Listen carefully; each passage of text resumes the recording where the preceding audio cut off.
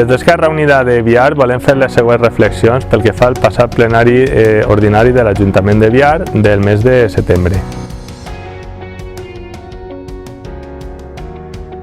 El plenari va aprovar amb els únics vots del Partit Popular la moció impulsada per aquest partit contra l'ocupació il·legal. Lamentablement,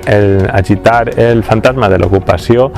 consisteix l'únic argument de les forces conservadores quan el problema de la vivenda s'agreuja especialment des de la crisi econòmica generada per la Covid-19, la guerra d'Ucraïna, la inflació i crisis que s'afegeixen a que aquesta situació no ha tornat a ser la mateixa des de l'esclat de la bombolla immobiliària i la caiguda de Lehman Brothers fa 15 anys. Més quan només el 0,02 del parc immobiliari a l'estat espanyol ha patit algun problema d'aquestes característiques en alguna ocasió. Un problema que agiten els grans mass media que tenen contractes milionaris de publicitat amb empreses de seguretat i alarmes, més quan l'Ajuntament no té cap competència en aquest aspecte.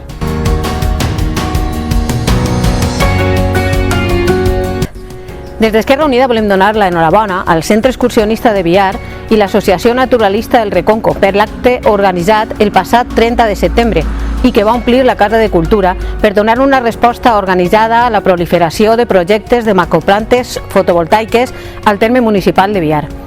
Durant l'acte es van esbrinar algunes accions per part dels ponents que des del consistori local es poden fer per a parar els peus a les multinacionals que busquen sol barat en l'interior de les comarques valencianes, com ara no concedir llicències d'obres o bé modificar la capacitat agrològica del terme municipal justificant que és alta o molt alta. No deixem perdre la nostra riquesa paisatgística per un punyat d'euros.